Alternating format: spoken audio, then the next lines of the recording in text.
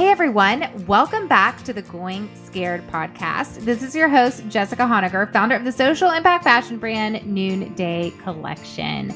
Join me here every week for conversations on living lives of purpose by leaving comfort and going scared. We are in week 3 of the Tech Health series, and I know that you are learning a thing or two. Come let me know what you're learning. Find me on Instagram, Jessica Honegger. That is 2 G's and 1 N. I want to hear what new practices that you are implementing because of what you're learning on this podcast.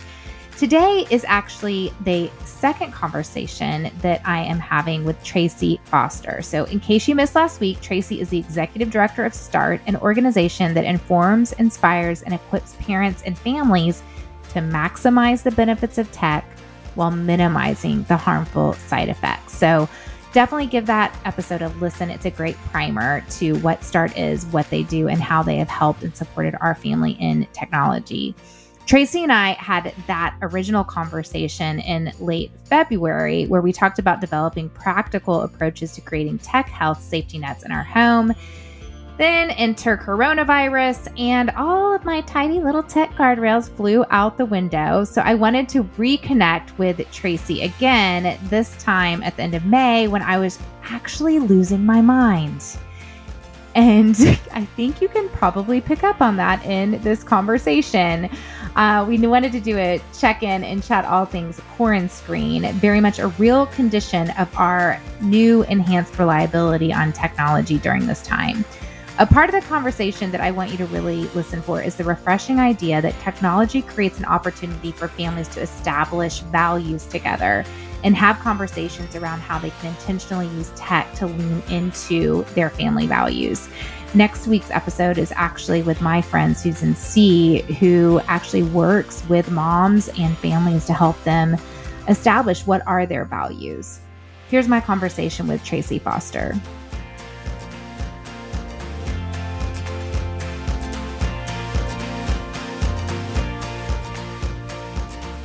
So basically, we had a very rich conversation a couple of months ago, and things were a little bit tidy. I'm not going to lie. Maybe I was a little bit like, because you were like, yeah, Jessica, you're really doing all of our recommendations, our tech recommendations. And I'm like, yeah, like, my daughter didn't get a phone till 7th grade, had to pay for her own. We hadn't done any social up until 2 months ago when I talked to you. I was like, nope, no social. Mm-hmm. All technology goes to bed in the kitchen every night, nothing at the dinner table. We've got very clear boundaries, no tech during the week. And then this is what our da-da-da. And then shelter at home went in place, and I just heard that a lot of schools around the country aren't going to start in August. And I just have a feeling, okay, we're settling into this for a little while. And things are not tidy anymore in my house. Mm-hmm. Things are not tidy. I'm working from home. My kids are at home. My teenage daughter is fully on TikTok, which, by the way, actually, I'm kind of having fun with TikTok with her. Yes. But the boundaries are so unclear because they're learning online now. And so they're like, well, I need to come get my phone to take a picture of something to send to this. And, I find myself now constantly yelling at my kids to get off technology. And that was not our situation before. And it's rough. It is rough. So I want to hear from you now. How has the landscape changed since we began to all, be in a situation where we are at home with our children all of the time? And what are the unique opportunities parents have in this season to build a better future for their kids as it relates to screens? Yeah, well, I think that it's both a challenge and an opportunity. Like so many situations like this, most days, most of what I feel is the challenge, to be honest. We at START really focus on the fact that we want to help families maximize the benefits of technology while minimizing the side effects. And I think both sides of that equation are just to the hilt right now. I mean, technology is a lifeline. It's allowing us to connect, to work, to do school, all sorts of things. And yet we do still know that there are some side effects. But I think what you said in your language about it's not so tidy anymore just really nails it, that this isn't a time to try to feel extra pressure and guilt from impossible set in stone standards. The goal isn't to have like a very specific number of screen time minutes, but really there's an opportunity to think more about how to build muscles of healthy digital habits. We call it digital health, so that we know that as our kids are growing, they need to learn how to make decisions around their tech use and screen use that's going to be healthy and helpful for them. And so, in some ways, this is providing some opportunities to really do that, to help them learn things like trying to choose what we call reciprocal interactions, things where people are actually going back and forth, almost like tennis, as opposed to just one directional consumption. And so I think there are a couple of things that I think about in terms of the unique opportunity. The first one is around the fact that, yes, while our kids are on screens so much of the day, a lot of families are also noticing that there's kind of a renewed spark around the fun of going outside or having, even if it's a socially distant conversation with a friend or whatever it might be, or even phone calls are starting to become more popular. AT&T can't believe the number of phone calls. It's like tripled since stay at home has started. So it's not just screen time.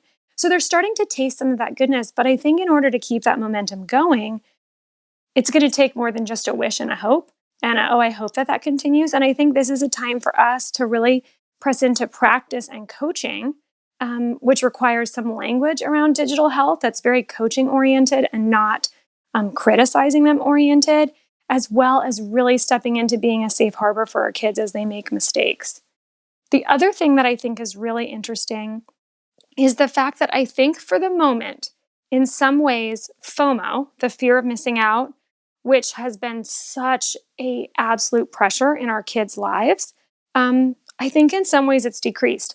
Now, for my family, I have to share, it has very much increased in one way, and that is around getting a puppy, because it's on all those class Zoom calls and social My media. kids are begging me. Oh my Begging gosh. me. I mean, oh geez. So It's that, yeah. yes, On Mother's I Day, that was my Mother's Day gift, was like, please do not have this conversation with me about seriously, puppies today. my husband and I talked about it and we were like, you know what, we're definitely not doing a dog, but we'd be willing to do like a fish. And so we very excitedly shared with our kids, you know what, hey guys, we think we'd be willing to get you a fish, like maybe even a nice set of fish. And my 5-year-old was the most succinct in saying, Mom, that's not a dog. And I was like, She's a quick okay. one with that one. And so it's just like, oh my goodness. So I do think there is that big area of fear of missing out. But what's really interesting is it's not as much of a, we hear that phrase, comparison is the thief of joy. And so many kids from such early ages see other kids going to birthday parties and they weren't invited, or see other people living their best life. That's all curated. And it causes them to really feel a lot of inner dissonance and sadness around things. And right now, there's not as much that you can really be comparing yourselves to, right? And I think that what's really interesting is that FOMO has waned. This concept of JOMO, the joy of missing out, kind of seems to be on the rise. But we know that while there aren't as many competing factors going on right now, they're going to come back. And I think what's really interesting about this time is to start to say, what is it, as other voices are not speaking as much into our kids' lives? Yes, they're still connecting with them, but there's not as much cultural persuasion. What is it that we really want for our kid and for our families? And how can we use this time individually and with them to start to reflect on what are our values? What makes us unique as a family? Is it that we love adventure or competition? I'm thinking like Dude Perfect. Those guys are all so competitive, but they do these really cool things with each other, or service or kindness or humor. And maybe even take time to have, a fireside s'more session where you talk about this with your kids to say, what is it that makes us a Honegger or a Foster or whatever?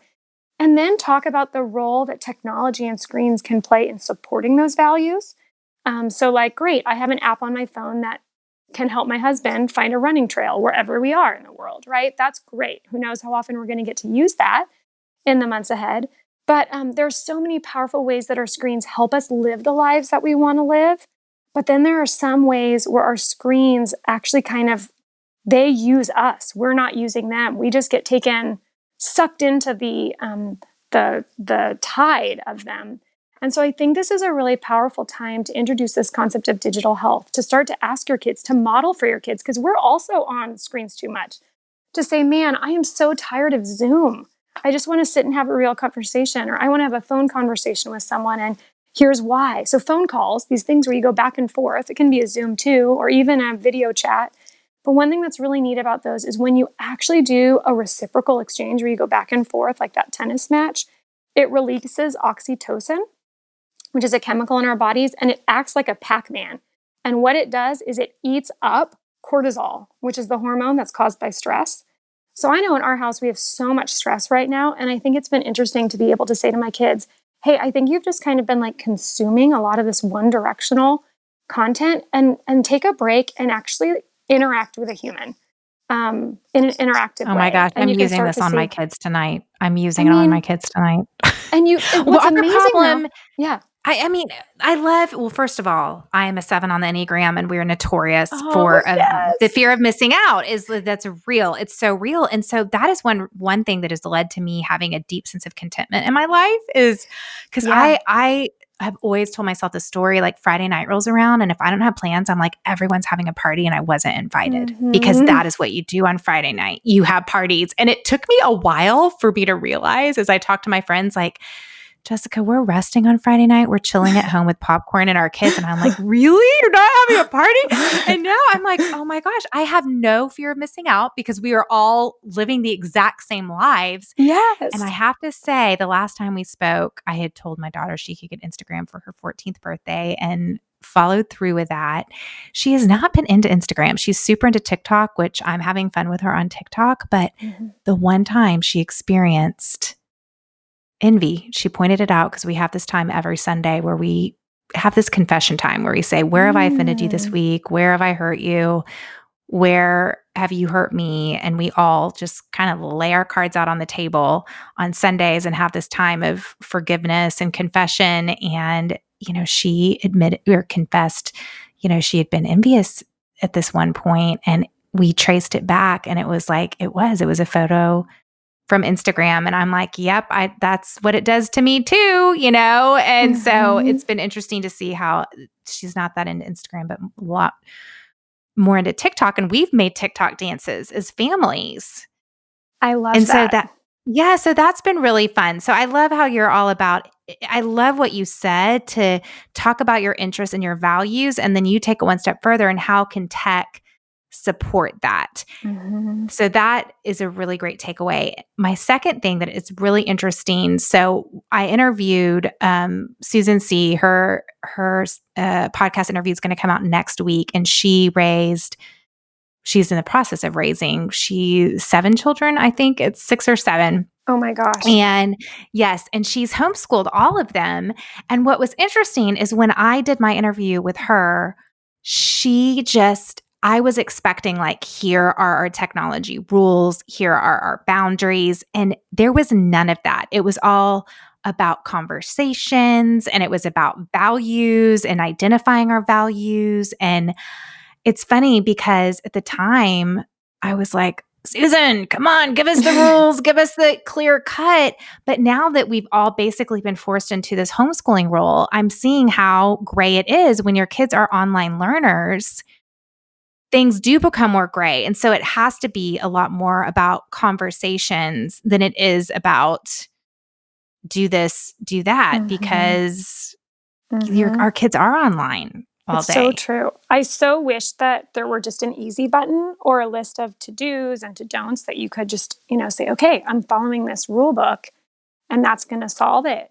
And that would be so much easier, but there's not that. And I think part of what is powerful about it is, well, first of all, technology is always changing. Second of all, kids have their own different needs. Families have their own different needs too, especially now.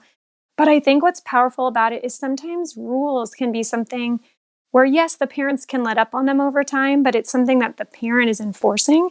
And what you're saying about conversations, we think is really about instilling that internal dialogue, that internal barometer, so that kids can start to find their course, because they're going to be at someone else's house. They're going to go to college. They're going to be in all of these situations. And so what your daughter did, where she came and shared, hey, this made me feel, envy and you could be that safe harbor and that person to talk to her, I think it's really fantastic. And what's cool about it too is we hear from a lot of kids when we talk to youth that they are scared to talk with their parents about some of the challenges or stresses that they feel online because they fear, let's say they were in your daughter's shoes, that they would go to their mom and say, man, this is really making me feel bad, this picture that I saw.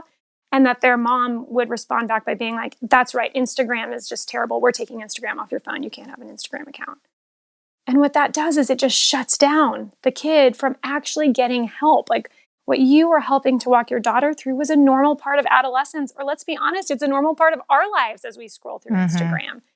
And so I think, like you said, just the more that it can be about starting a conversation and inviting them to come openly, vulnerably, knowing that you'll be that safe harbor, knowing that you won't overreact, knowing that you're their champion, that you're really like, it's rewriting the narrative, that it's not about like, you're not the cop trying to take them away from screens because screens are like an, substance that needs to be limited, but you're helping to call them into something better and what they want most for their life. And so I think that right now, even during these stay-at-home days, we're getting the privilege and the challenge of having so much more time. But I think it's a really great opportunity to start some of those conversations or continue those conversations with our kids. I have to say, I was so on board with so many things as this started. And we've worked in the yard together. We have these family meetings now. We go on long, long bike rides. But the longer this has gone on, I've realized the more I'm just like, get off your phones. What are you doing? Are you online right now? Or we have established tech times. We're like, okay, you can be on tech 5 to 6. That's when you can be on tech. And then I'll walk in and they're like, well, we're listening to a podcast. That doesn't count. Or I'm looking up something on Instagram. I'm on Amazon. I'm looking up something on Amazon for my friend's birthday in a couple weeks. And I'm like, yeah, you've just been scrolling for an hour on Amazon. And I find myself, I am being critical and I am being just more like, rawr. And where is that coming from? Like, why am I just feel out of control. Maybe that's what it is. Maybe we just feel such a loss of control right now. And that's something that I can control. My kids are like consuming Gilmore Girls every night. Like they're obsessed. It's absolutely hilarious. My boys, my little elementary school boys, they're obsessed with Gilmore Girls, like cannot get enough. But it's becoming this like thing where I'm like, okay, we're not going to do it tonight. And then they're like mad at me. And I'm just like, what's happening? Things are just different than they were. Things just feel, and then I just feel like, you know what? Watch your freaking Gilmore Girls. I'm going to go watch my Michael Jordan documentary because it's amazing. Yes. And, but at the beginning, the first few weeks, it was like mainly game nights. Even at night, we've had a nightly practice for like a couple years. Like, what's your high and low for the day? What are 3 things you're grateful for? We see each other so much throughout our day now. We get to dinner and we're just like, hey, do we really have to do highs and lows today? I don't know. It's just, maybe you're catching me at a bad time, but I've just noticed that like, as the longer this has gone on, and now we're coasting into summer, we're in summertime and it just feels like how it did, It's like, because we're pushing our normal bedtime boundaries, at night. Normally in summertime, you're like, oh yeah, you get to stay up later because it's summertime. I'm like, summer, it's been 3 months of this, So explain to me myself. I don't like this version of myself that I'm being around tech. And it's just, we had a nice tidy conversation before, which we aired last week, where it felt more able to just control and have these conversations. And now I'm just kind of like, feel like, am I being too harsh? But what if they are spending like hours on tech I'm confused. I'm tired. And I'm feeling like, do I just give them a break? Like, who cares? Gilmore Girls is, a harmless show to just binge on. Tell me, Tracy, I need help. I need the same help. I mean, I think one thing that's so hard about this is that there is just such a full range of emotions every day, such high highs, such low lows. We are trying to juggle. This is one thing I have to think about a lot personally. We're trying to juggle a lot of the standards and expectations that we had for our life in terms of the amount of work productivity, the amount of civic service that we do, all of these, our level of engagement with our kids self-actualization in different areas. We're trying to do, in many ways, the life that we had before.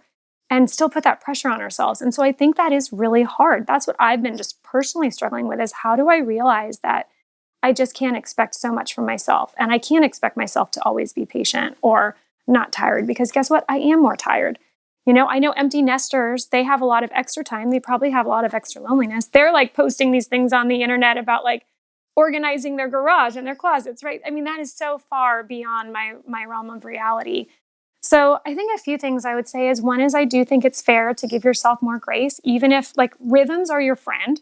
It's good to have rhythms. It's good to try to set them in advance as much as possible, because then your kids are, this is just I don't know, counselor, whoever first came up with this concept, that the more that you establish rhythms, the less likely your kids are to push back and ask and all that stuff. But you know what? You've got to feel okay breaking them here or there and not giving yourself guilt about it. So use rhythms and guidelines if it's helpful for you, but then break them if it's not. But my biggest thought that comes to mind from this extremely hard question that I don't think any of us have figured out, but is that maybe it would be powerful. I mean, your family seems to be doing such a great job of talking about how they're feeling. And so I know we have it's not really a plan, but it's kind of a framework for thinking about tech use. And maybe you guys should have 2 conversations that we recommend. The first one is where you do talk about those values and you celebrate and honor how, what you guys care about. And then the second conversation, you can come back and say, hey, we've had these values, scrawled on a piece of paper and stuck up on our fridge. I've been noticing, especially if you lead with vulnerability, I've been noticing that sometimes when I've been stuck on Zoom calls for 5 hours in a row, I'm actually not living one of these values when I come and I interact with you. And I just want to tell you, I'm sorry. I've noticed that. Or, I've noticed that when I'm just stuck scrolling on Instagram looking to numb myself, that then I'm not as kind to you as I would like to be. Why don't we sit down as a family and make it fun as much as you can, to talk about what we should be doing? I know we've spoken before about our 5 key areas. Start with yourself, tables and bedtimes, accountability, ride, practice, drive, and time well spent. But we even have like just a little basic open-ended document that you can kind of fill in answers to each of those questions. But it would be interesting, if your kids are open for it at the opportune time, to say, hey, how do you feel? How many Gilmore Girls episodes do you like to stream before you actually are facing diminishing returns and you just feel like a loaf on the couch? Because a lot of times, even young kids will sometimes ask them, how many episodes do you think you should get to watch of the Mickey Mouse Club? And they'll sometimes say, 1. Actually, I really feel the happiest when I just watch 1.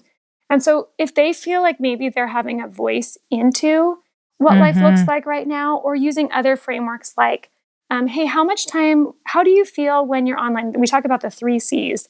When you're creating, so that would be like, even if you're watching we still are streaming old versions of Mo Willems doing doodles. So something that, or where you're using, you're making a time-lapse video, but creating, connecting or communicating with people versus consuming. And I think a lot of kids will start to tell you that they do know they don't have the motivation to get up and do something else, just like I sometimes don't. The Michael Jordan series, I was talking to my husband last night. I'm like, I wonder if this was planned to be 10 episodes, or if they just realized we as a society need more. And so they're just going to throw as much of the footage at us as they can. But so there might be times where they're like, hey, this is all I have. I'm feeling, stressed and I just need to relax. But I don't think that's an easy answer. I'll keep thinking about this in case I can share more thoughts, but I think... No, I like this. We had been having regular conversations every week going into our week that was like, okay, what worked in your schedule last week? Like start, stop, keep. We were doing start, stop, keep, which we do that at noonday. So we're like, okay, let's look at our past week. What do you want to start doing this week? What do you want to keep doing? What do you want to stop doing? And yeah, I can say that I don't think we've been having those sort of re-looking at the week. And so tell me the 3 C's again. It's creating, consuming, and connecting. Okay. And so it's really saying, let's look at how much time we're spending using technology to create, how much time we're spending to consume, and how much time we're spending on connecting, using it as a connection tool. And then the consumption part, that brings up your Pac-Man analogy before. So it's this idea that if we're just, because tell me the Pac-Man analogy again, because that was good. I want to hear that again. So basically, when we're doing one of those things, especially it's around the connecting one. So when we're actually, like you and I are having a conversation back and forth, and your tone of voice and your question is responding to what I'm saying, and I can respond back to you, anything that's interactive, it basically creates in our brain this deeper connection, which releases in our body oxytocin. And oxytocin is a wonderful thing. You also get it from breastfeeding and some other wonderful activities. But oxytocin basically acts like a Pac-Man back in the old school game. And what it does is it eats cortisol. So cortisol would be like the little dots in the Pac-Man game. And cortisol is the hormone that's caused by stress.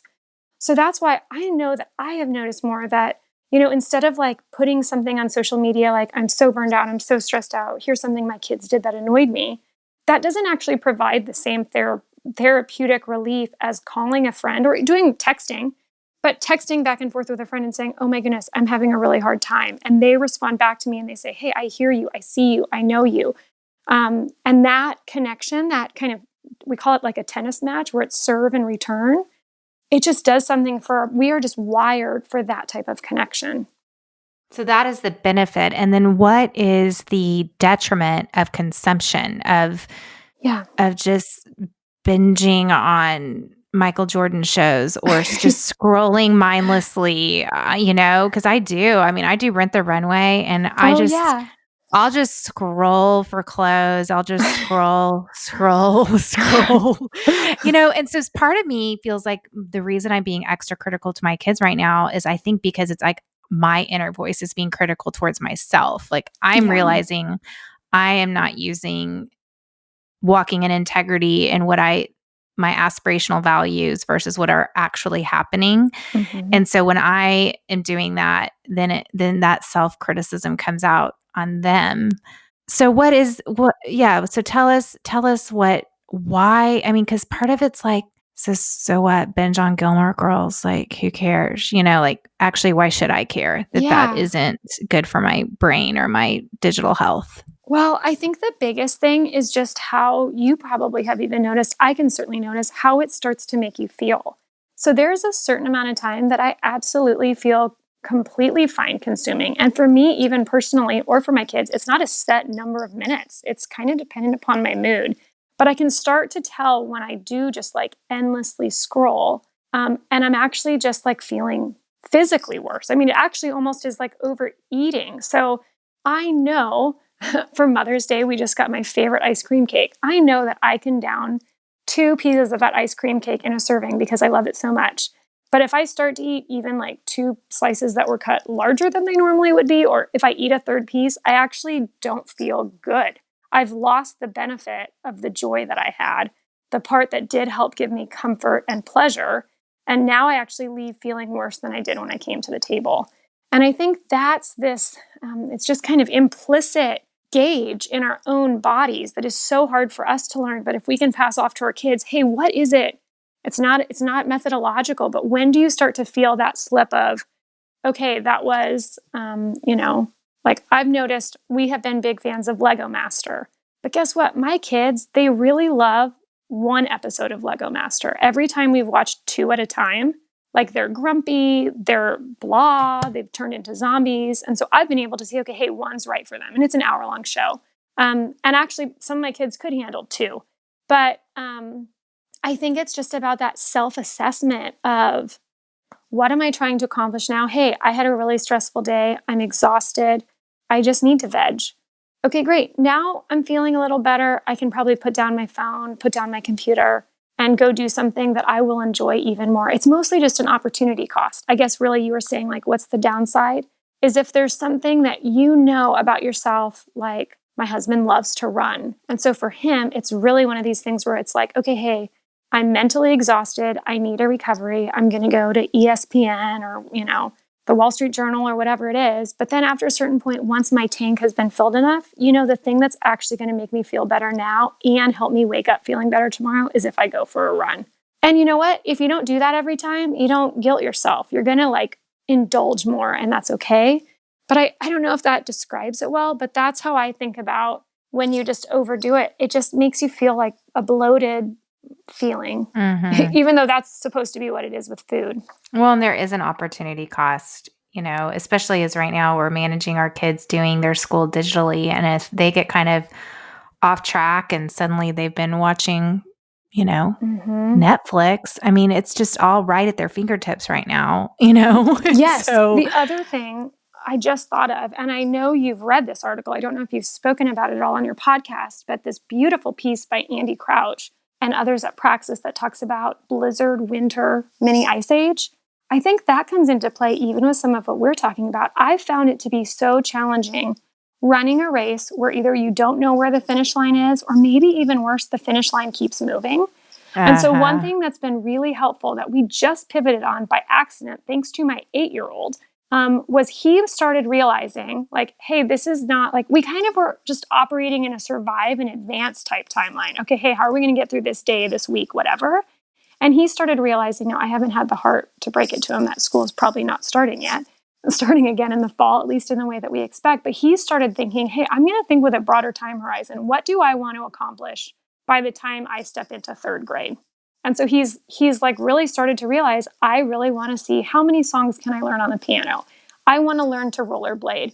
And by setting a like goal line for him, it's been very motivating. And I think it's even been interesting for us to realize what we were doing so much with so much of our life was just, again, trying to live our life in its current form and like just digitize it or adjust it, as opposed to saying, okay, hey, if we're going to be in this for possibly a while, how can we cast our vision out even longer in terms of goals or things like in our town, we have this awesome company called Sign Gypsies where you can go put these huge letter signs in people's yards to say like happy birthday or whatever.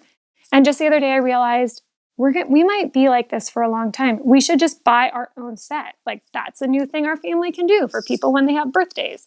Why not?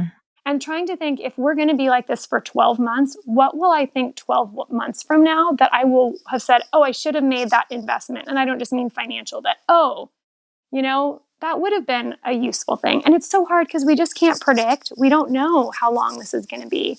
But I found recently that really thinking about a longer horizon has helped me to innovate a little more and feel a little bit more fire or whatever, or excitement that I could call opportunity, even though honestly I'm still mourning the loss of everything that I wished could be. Right. Or one minute you're happy and the next minute you're like mourning. It's so crazy. Yes. Okay, you just said something that probably freaked a whole lot of people out. Like I just imagine someone you're so right. Someone just dropped their cup of coffee. They're like, 12 months. Are you crazy? Are you crazy? I am curious though, as someone who is working in this, industry and keeps up with the latest tech trends, what do you expect tech trends will be as the country gradually reopens over the coming months, especially in the classroom? So many thoughts there. So I think there's the chance to really use this as a moment where people start to realize that screens are small and life is big. And there is the power of in-person connection and talking with that grocery clerk. I hope that people will be more friendly and more engaged and more joyful than ever. It's very likely that unless we're intentional, we'll have a pretty fast snapback. So I think there will be some higher levels of trust and excitement and engagement, but then it could revert back. So the more that we can do to try to set habits that will help it stay longer is good. In terms of broader trends, I am really hopeful that there's going to be a lot of innovation on the software side, and actually even some that I just was in a conversation about on the hardware side, that helps make it so that we can be using our screens in more intentional ways. So like in many ways right now, especially at the level of K-12 education, a lot of what's happening is taking the way that things had previously been designed and trying to do them in a digital version. So schools were organized around 20 to 30 kids in a classroom in a physical building, with set hours and all of the types of things that we know from K-12 education. And so they've kind of tried to keep that. And we hear from education experts that a lot of teachers are saying, when can we just go back to what's traditionally normal? However, what's interesting is at the secondary or post-secondary, the college level, we're finding that there's a lot more disruptive innovation. So colleges have always been more student-centric. I mean, in many cases, professor-centric too, but they have had the ability to have, okay, hey, this class actually works best if it's one time a week for 3 hours. And, this works best. This can be a lecture and this can be in small class size. And so we're hearing lots of stories about ways that universities are actually finding some opportunity amidst this to say, hey, previously professors could only interact in this way. And now we're just going to try to do this even more. This professor is going to offer 10 sessions of that, 10, that's too much, 5 sessions of that class. And each one's going to be smaller and it's really going to facilitate this. I think there could be some neat innovation in the K-12 space around what is it that we're actually trying to accomplish? And going back to I can't remember, start, stop, keep. Start, stop, keep. So I think in education there could be that, but I think there's absolutely looming, and it varies so much. That's one thing that's really so hard. But when we've talked with some educational K-12 experts, there are some who are saying, oh yeah, we expect the kids to come back for 2 weeks in the fall, just for the purpose of getting their school-issued devices, learning all their passwords and programs, and then we're going to send them back home. So I think there is a very fair chance that there will be a lot more virtual, distance, online learning. And my hope in some of that is that we don't just try to make it as rigid as it was before, but that we do it with some extra creativity to say, okay, hey, school is a little different. Maybe all the 5th graders do 50% of the stuff, and then 50% is actually more customized to the kid. There's the potential for cool customization. But if I'm honest, all of it honestly just terrifies me because from a systemic level, K-12 has been designed so that parents can work. Can work. So I don't know personally, like, how can we navigate something that all of a sudden shifts a lot? That creates a lot of stress and fear and denial. Well, it creates stress in the home. Yeah. I mean, I'm living working from home. I've actually ironically run into 2020, and one of my big goals was to manage my time in a way and my calendar in a way that I had significant block times of working from home. Oh, wow. Nailed that Here one. I am. But I was wanting to work at home alone in my house. Exactly. And so there's this level of, stress because my kids just walk in during a meeting and they're like, Mom, look at this. Or Mom, one time my daughter was just like, Mom, I'm just giving you a morning hug.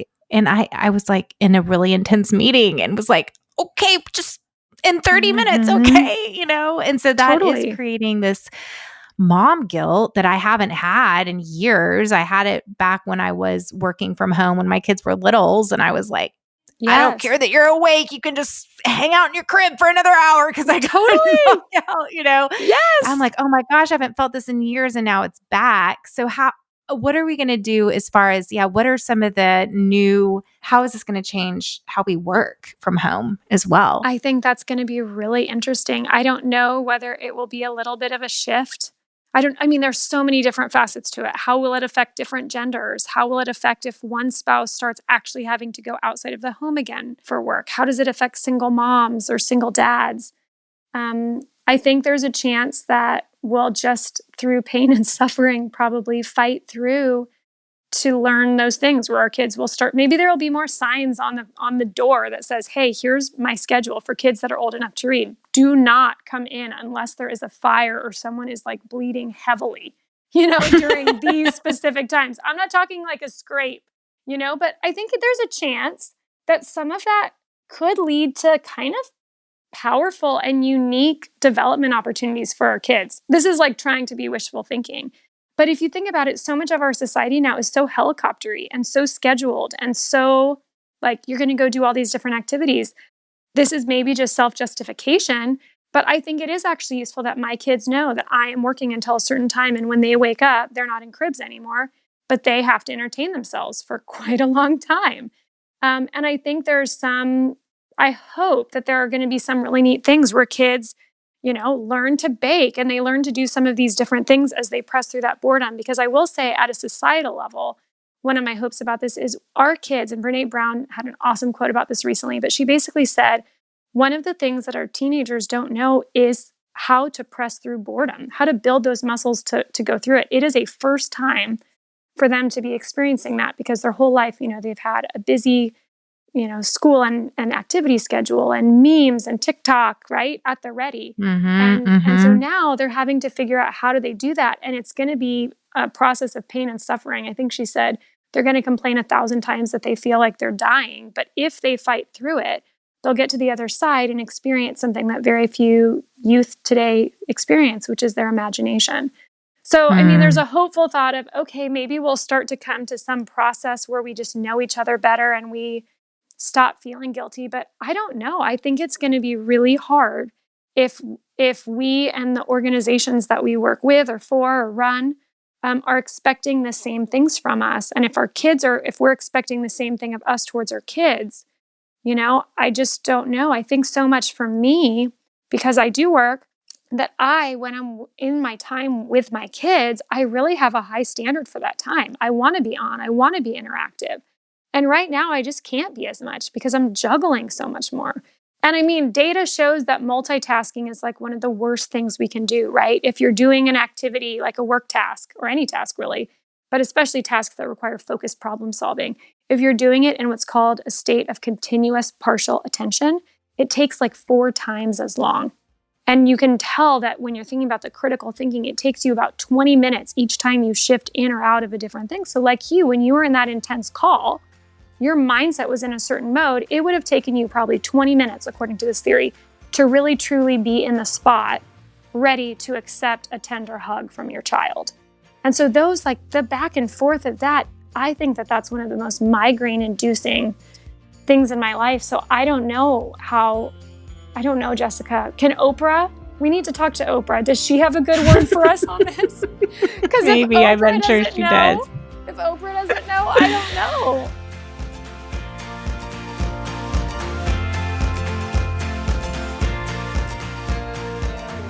I so love and appreciate the compassionate space that Tracy creates when talking about establishing and maintaining digital health for ourselves and our families, especially during this new age of Corona. At the time of this interview, I was really struggling to maintain balance and be in integrity with my own conception of tech.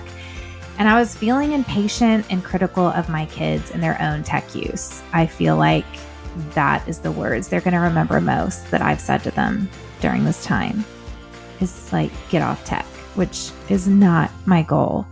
This conversation with Tracy was such a balm for me. I so appreciated the tips she shared for rewriting the narrative of digital boundaries with our families, using those 3 C's: creating, consuming, and connecting. Walking with my kids through this reflection of assessing how much time is being spent creating with tech, consuming tech, and connecting through tech. It's been a game changer in being able to understand our baselines and what healthy and realistic boundaries can be in place for us. So it's been really great language. I'm excited for you to get to implement that with your families. Next week is the final episode of our Tech Health series before we take a summer break. And it's a conversation with Susan C. And you're going to tune into this powerful conversation around tech health in the time of a sweeping response to racial injustice, leveraging technology to amplify voices and move forward a movement, and knowing when to rest, knowing when a moment of disconnection is needed in order to continue to work toward progress and education. So tune back in. Keep up with Tracy and Start at www.westartnow.org. That's where you're going to find their TikTok, driver's ed is what they call it, and also their Snapchat version as well. We've just read those out loud as a family at the dinner table. Super, super helpful. To access the super helpful parenting guides that I just mentioned, just go to westartnow.org/featured-content. Before we go, if it's been a while since you thought about rating a podcast or leaving a review for a podcast, it would mean so much to me if you would do that. In fact, as I'm saying this, I'm like, I need to go review a podcast or two because I'm asking you to do that. I need to go do that for the podcast I listen to. Our wonderful music for today's show is by my good friend Ellie Holcomb. Going Scared is produced by Eddie Kofoltz, and I'm Jessica Honegger. Until next time, let's take each other by the hand and keep going scared.